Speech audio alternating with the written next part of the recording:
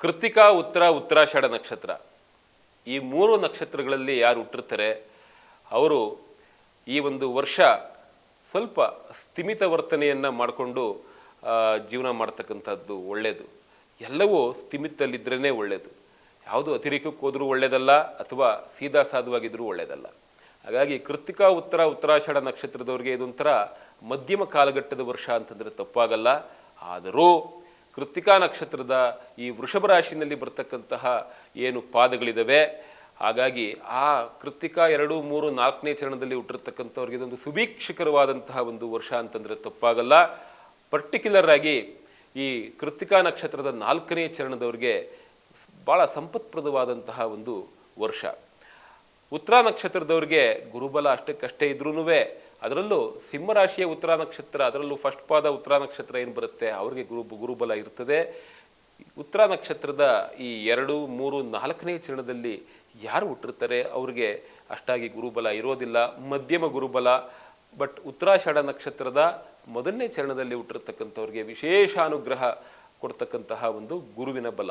ಆದರೆ ಉತ್ತರಾಷಾಢ ನಕ್ಷತ್ರದ 2, 3, 4ನೇ ಚರಣದಲ್ಲಿ ಹುಟ್ಟಿರ್ತಕ್ಕಂಥವ್ರಿಗೆ ಮಧ್ಯಮವಾದಂತಹ ಗುರುಬಲ, ಅದನ್ನು ಒಂದು 35-40% ಅಂತ ಹೇಳ್ಬೋದು. ಅಬ್ಬಬ್ಬ ಅಂದರೆ ಅದು ಒಂದು ರೀತಿ ಹೆಚ್ಚು ಕಡಿಮೆ ಮಧ್ಯಮ ಗುರುಬಲ.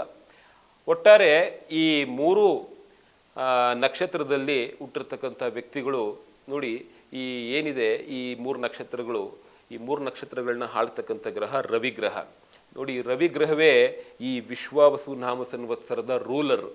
ಆದರೂ ಸಹ ರವಿಗ್ರಹ ನೋಡಿ ಇರತಕ್ಕಂತಹ ಒಂದು ಸಂದರ್ಭ ಏನಿದೆ, ಈ ಒಂದು ವರ್ಷಫಲದ ಸಂದರ್ಭದಲ್ಲಿ, ವರ್ಷಫಲವನ್ನು ನಿರೂಪಣೆ ಮಾಡೋ ಸಂದರ್ಭದಲ್ಲಿ ರವಿ ಇರತಕ್ಕಂಥದ್ದು ರಾಹುವಿನ ಜೊತೆ. ಹಾಗಾಗಿ ಈ ಕೆಟ್ಟ ಜನಗಳ ಒಂದು ಸಹವಾಸ, ಈ ಕೆಟ್ಟವರ ನಡುವೆ ಬದುಕ್ತಕ್ಕಂತಹ ಒಂದು ವನವಾಸ ನಿಜವಾಗ್ಲೂ ಅದು ಗೊತ್ತಿರೋರಿಗೆ ಗೊತ್ತಾಗೋದಿಲ್ಲ. ಎಷ್ಟೋ ಸಂದರ್ಭದಲ್ಲಿ ಏನಾಗ್ಬಿಡುತ್ತೆ, ಈ ಜೊತೆಲೇ ಇರ್ತಾರೆ, ಯಾರೇನು ಮಾಡ್ತಾರೆ ಅಂತ ಗೊತ್ತಾಗೋದಿಲ್ಲ.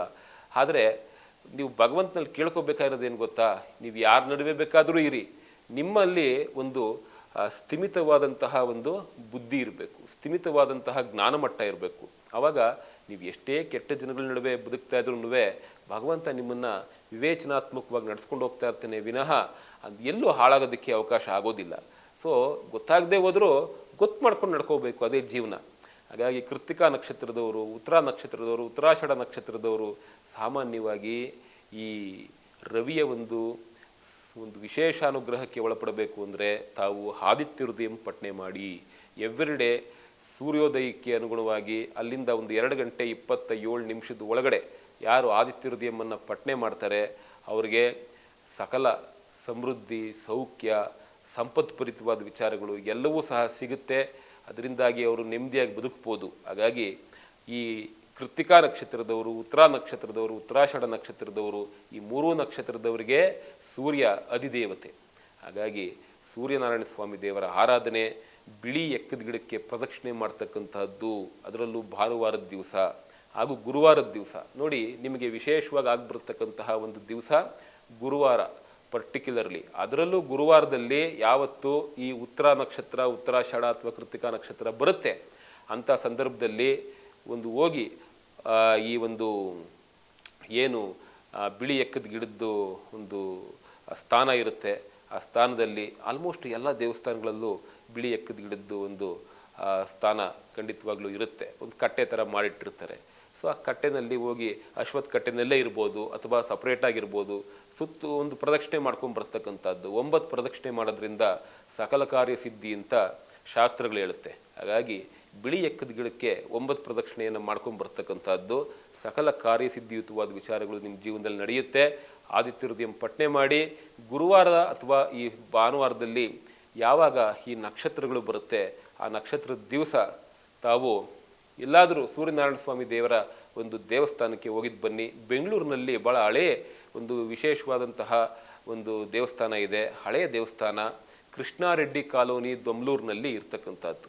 ಅಲ್ಲಿ ಸೂರ್ಯನಾರಾಯಣ ಸ್ವಾಮಿ ದೇವರ ಒಂದು ದಿವ್ಯ ಸಾನ್ನಿಧ್ಯ ಭಾಳ ಒಂದು ಅತ್ಯಂತ ಫಲಪ್ರದವಾಗಿ ಭಕ್ತರುಗಳ ಒಂದು ಸಂಕಷ್ಟಗಳನ್ನ ಹೋಗಲಾಡಿಸ್ತಕ್ಕಂತಹ ಒಂದು ರೀತಿಯಲ್ಲಿ ಭಗವಂತ ಅಲ್ಲಿ ಆಶೀರ್ವಾದವೂ ಮಾಡ್ತಾನೆ. ಹಾಗೆ ಅಲ್ಲಿ ಹೋಗಿ ಬಂದವ್ರಿಗೆ ಒಂದಲ್ಲ ಒಂದು ರೀತಿ ಆ ಸ್ಪೆಷಲ್ ಅನುಗ್ರಹಗಳು ಅವನಿಂದ ಸಿಗೋದ್ರಿಂದ ಭಾನುವಾರದಲ್ಲಿ ಯಾವಾಗ ಈ ನಕ್ಷತ್ರಗಳು ಬರುತ್ತೆ ಅವತ್ತು ಹೋಗಿದ್ದು ಬನ್ನಿ, ನಿಮ್ಮ ಎಲ್ಲ ಅಪೇಕ್ಷೆಗಳು ಈಡೇರುತ್ತೆ. ಇಡೀ ವರ್ಷವೂ ಸಮೃದ್ಧಿಯುತವಾಗಿರುತ್ತೆ.